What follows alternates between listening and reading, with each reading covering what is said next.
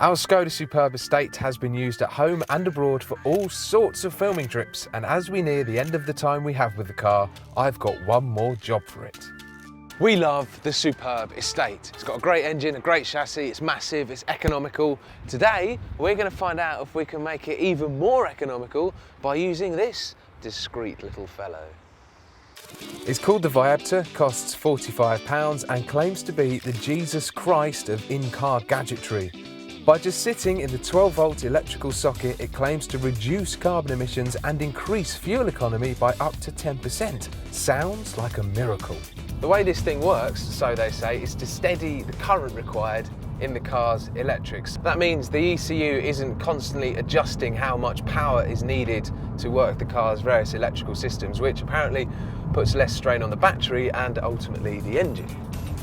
The company who make the Viabtor provide a self-test guide to help you determine how much fuel, if any, the Viabtor saves. First job is to fill up the tank before embarking on 2 50-mile round trips.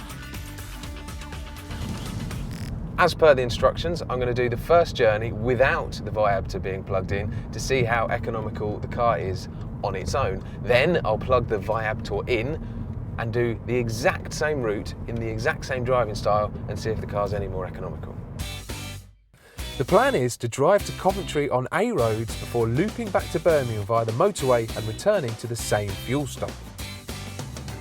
I am massively bored, right down to the point where I spent the last minute of my life wondering why Skoda, on their speedos, they go up to 70 in 10, 20, 30, 40, 50, 60, 70. But then when it gets to 80, it just goes 80, 100, 120, 140. Is it so it takes up less space or something? After 49.7 miles of boredom, it's time to fill up and do the sums.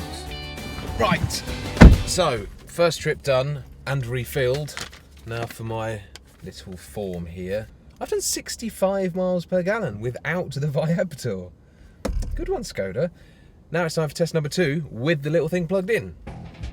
As per the instructions, I'll stick to the same speeds, in the same traffic, under the same weather conditions, and cover the exact same route. Surely, this little thing cannot make the Skoda do more than 65 miles per gallon. But has it? Trip over, it's time to reveal the result. It's going to be less. It's going to have used less fuel. That is exactly how full it was when I last did it. I think it's worked. The funny little vibrator has worked. I'm going to go and pay and do the maths. Right, so second run done, and incredibly excitingly, and I am not joking about this, I used 20 millilitres less diesel with the Viabtor plugged in. That's 4 teaspoons less. I'm going to fill in my bit of paper and then work out the official conclusion results. Without the Viabtor, the Skoda managed a miraculous 65.2.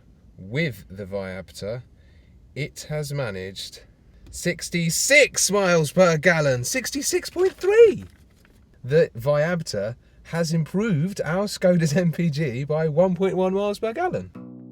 It's a mini miracle. In this test at least, the Viabtor improved our MPG by 1.6%. Of course, such a small difference could be down to minute changes in my driving, but under the strictest conditions we could manage in the real world, the Viabtor has at least had some effect. On this piece of paper, the Viabtor has made the Skoda ever so slightly more economical. For 45 quid. Brilliant.